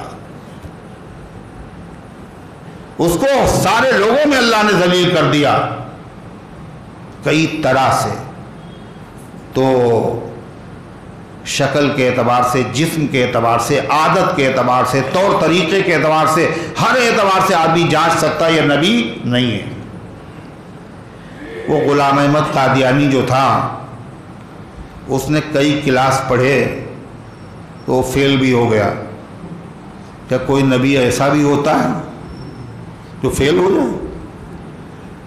ہے جھوٹا نبی، ایک آنکھ سے کانا تھا، اللہ نے کسی نبی کو عیبدار نہیں بنایا، کوئی لنگڑا نبی نہیں ہوا، کوئی کانا نبی نہیں ہوا، کوئی ایسی بیماری میں مبتلا نبی نہیں ہوا جس سے لوگ نفرت کرتے ہو، کوئی اندھا نبی نہیں ہوا۔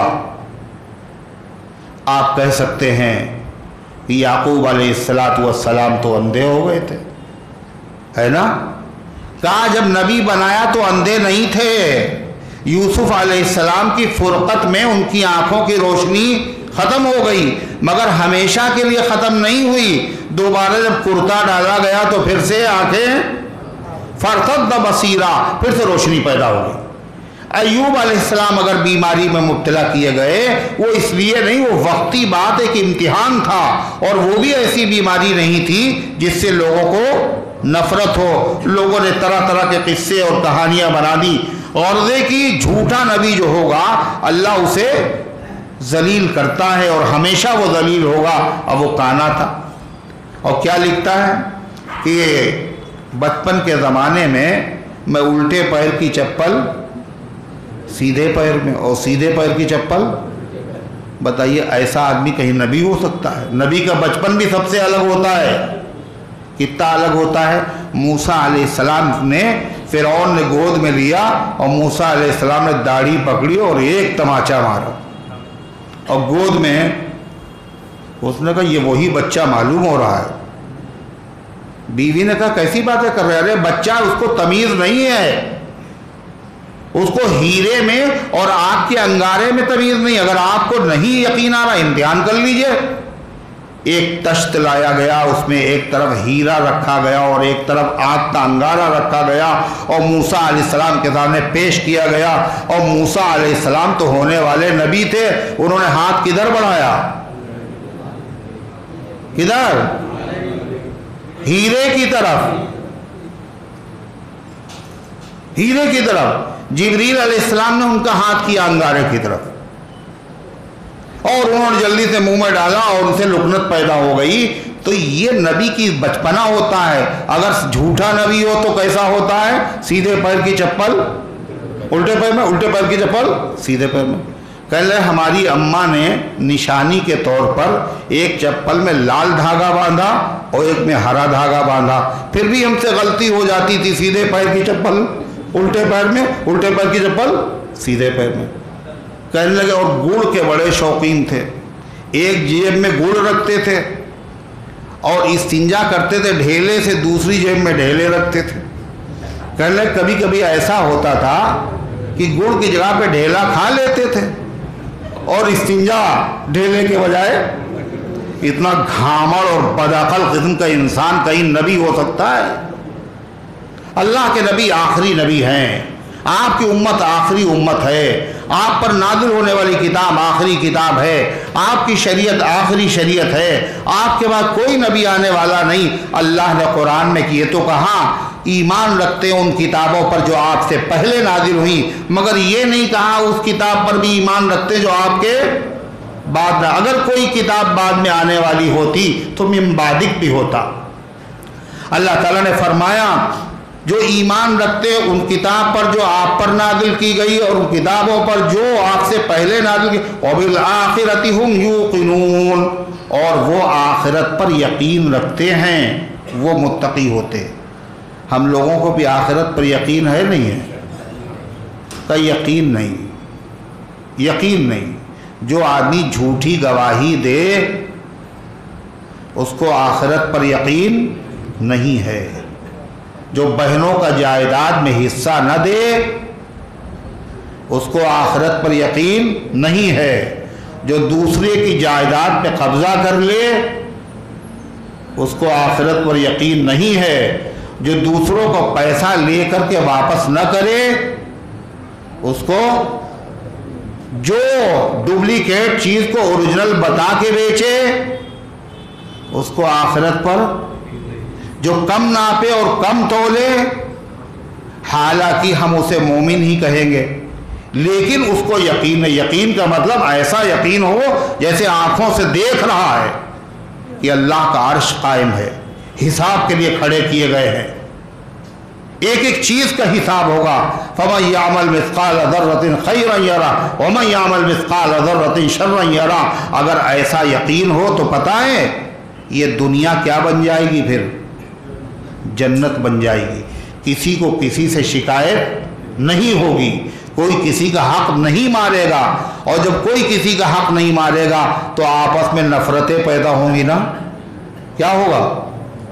محبت پیدا ہوگی۔ آج ہر ایک کو ہر ایک سے شکایت، ایسا معاشرہ وجود میں آ چکا ہے اللہ کے نبی کے زمانے میں۔ صحابہ آخرت پر یقین رکھتے تھے، آخرت ان کی آنکھوں کے سامنے بالکل ہوتی تھی۔ کیا ہے؟ حضرت زبیر رضی اللہ عنہ کا انتقال ہوا، حضور صلی اللہ علیہ وسلم کے پھوپھی زاد بھائی، تو ان کے بیٹے عبداللہ ابن زبیر نے حضرت جعفر سے کہا، عبداللہ ابن جعفر سے، کہ میرے والد کا پیسہ آپ کے اوپر باقی ہے۔ تو عبداللہ ابن جعفر نے کیا کہا؟ لے لینا، اتنے 1000 روپیہ میرے ابا مر گئے مگر تمہارے اوپر قرضہ ہے، کوئی مسئلہ نہیں، لے لینا۔ دوسرے دن آئے، کل غلطی ہو گئی، غلطی ہو گئی، میرے باپ کا آپ کے اوپر نہیں، آپ کا پیسہ میرے باپ کے اوپر باقی ہے۔ تو انہوں نے کیا کہا؟ تو کوئی بات نہیں، دے دینا۔ کہا آپ کے اوپر ہے؟ کہا لے لینا۔ کہا نہیں، آپ کا ان کے اوپر باقی ہے؟ کہا دے دینا۔ کہا ہم نے معاف کیا۔ کہا باقی ہے؟ کہا ہم نے معاف کیا۔ کہا ہم تو دیں گے، کہ بھئی دینا ہے تو پھر دے دیجیے گا۔ یہ زمانہ ہے۔ اللہ کے نبی کہہ رہے ہیں یہ جنازہ آیا، اس کے اوپر کسی کا پیسہ باقی ہے؟ انہوں نے کہا ہاں باقی۔ اپنے ساتھی کی نماز پڑھ لو، ہم نماز نہیں پڑھائیں گے۔ ایک صحابی کہے حضور اس پہ جو پیسہ باقی ہم دے دیں گے، آپ نماز پڑھا دیجیے، ہم دے دیں گے، آپ نماز پڑھا دیجیے۔ یہ آخرت۔ لنگڑے لوگ، لولے لوگ، اندھے لوگ دعوت میں نہیں جاتے تھے۔ صحابہ میں ایسے بھی تھے، کیوں نہیں جاتے تھے؟ کہا ہم زیادہ جگہ لیں گے، لوگوں کو تکلیف ہوگی، ہم نہیں جائیں گے دعوت۔ صحت مند لوگ ان کے ساتھ کھانا نہیں کھا رہے، کیوں؟ یہ بیچارہ لنگڑا ہے، یہ ٹھیک سے کھا نہیں پائے گا، یہ نابینا ہے، اس کو سب دکھائی نہیں دے گا، ہم زیادہ کھا جائیں گے، یہ کم کھائے گا، اس کا حق مر جائے گا۔ یہ معاشرہ کیسے پیدا ہوا؟ وَبِالْآخِرَةِ هُمْ يُوقِنُونَ، وہ آخرت پر یقین رکھتے تھے۔ اللہ فرماتا جس کے اندر یہ صفات پائی جائیں وہی متقی ہیں، اور قرآن انہی کے لیے ہدایت کا ذریعہ ہے۔ اللہ نے آگے کیا فیصلہ سنایا؟ أُولَٰئِكَ عَلَىٰ هُدًى مِّن رَّبِّهِمْ، یہی وہ لوگ ہیں جو ہدایت پر ہیں اپنے رب کے اعتبار سے۔ تم نے کیا کہا تھا سورہ فاتحہ میں دعا مانگی تھی؟ اهدنا الصراط المستقیم، اے اللہ ہمیں سیدھا راستہ دکھا دیجئے۔ اللہ فرماتا ہم تمہیں بتائیں سیدھا راستہ کون سا ہے؟ جن کے اندر جو غیب پر ایمان رکھتے ہوں، نماز قائم کرتے ہوں، ہمارے دیے ہوئے میں سے خرچ کرتے ہوں، آخرت پر یقین رکھتے ہوں، آسمانی کتابوں پر یقین، قرآن پر یقین یہی ہے ہدایت یافتہ لوگ۔ اولئک علی ھدی من ربہم واولئک ھم المفلحون، اور یہی لوگ کامیاب ہے۔ اللہ تعالیٰ نے بتایا جو اس راستے پر چلے ہیں وہ ہدایت پا چکے، جو اس راستے پر چلے وہ کامیاب ہو چکے، لہذا اگر تمہیں صراط مستقیم چاہیے تو تم ان کے راستے پر چلو، راستے وہ مستند مانے گئے جن سے ہو کر تیرے دیوانے گئے۔ صحابہ کا راستہ کیسا ہے؟ مستند راستہ ہے، اللہ نے مہر لگا دی ہے، کہا ہے کہ اولئک علی ھدی من ربہم، یہ ہدایت یافتہ لوگ ہیں، یہ فلاح یاب لوگ ہیں، انہی کا راستہ حقیقت میں صراط مستقیم ہے۔ اللہ کے حبیب صلی اللہ علیہ وسلم صحابہ سے فرمایا، پہلے نبیوں کی امت 72 فرقوں میں بیٹھی، میری امت 73 فرقوں میں بیٹھے گی، ایک جنت میں جائے گا، باقی سب جہنم میں۔ صحابہ نے پوچھا جو جنت میں جائے وہی بتا دیجیے۔ آپ نے فرمایا ما انا علیہ واصحابی، جو میرے طریقے پر ہو، بس یہ نہیں کہا حضور نے جو میرے طریقے پر خالی ہو، جو میرے طریقے پر ہو اور میرے صحابہ کے طریقے پر ہو۔ کیوں کہا آپ نے؟ اس لیے جو نبی کا طریقہ ہے وہی صحابہ کا طریقہ ہے، جو صحابہ کا طریقہ ہے وہی نبی کا طریقہ ہے، یہی صراط مستقیم ہے۔ سورہ فاتحہ میں اسی کی دعا کی گئی تھی، کیا کہا؟ اہدنا الصراط المستقیم، اے صراط محمد و صاحبی، اے اللہ محمد صلی اللہ علیہ وسلم کا راستہ دکھا دیجئے، ان کے دونوں ساتھی ابو بکر و عمر کا راستہ دکھا دیجئے۔ تو اللہ تعالیٰ نے فرمایا اولئک علی ھدی من ربہم واولئک ھم المفلحون۔ قرآن نازل ہونے کے بعد کتاب ہدایت، دنیا 3 طبقوں میں بٹ گئی۔ ایک سچے اور پکے اس کی ہدایات کے ماننے والے، ان کو قرآن نے متقی کہا، مومن کہا، ہدایت یافتہ کہا، ان کا طریقہ ہے۔ دوسرے نہ ماننے والے، تو نہ ماننے والے 2 طرح کے، ایک کھلم کھلا نہیں مانتے اور ایک وہ تھے جو اپنے مفاد کی خاطر دھوکہ دینے کے لیے مسلمانوں سے کہتے تھے ہم مانتے ہیں اور دل میں کہتے تھے کہ نہیں مانتے۔ آگے ان کا تذکرہ آ رہا ہے۔ اللہ تبارک و تعالیٰ ان گزارشات کو قبول فرمائے، عمل کرنے کی توفیق عطا فرمائے۔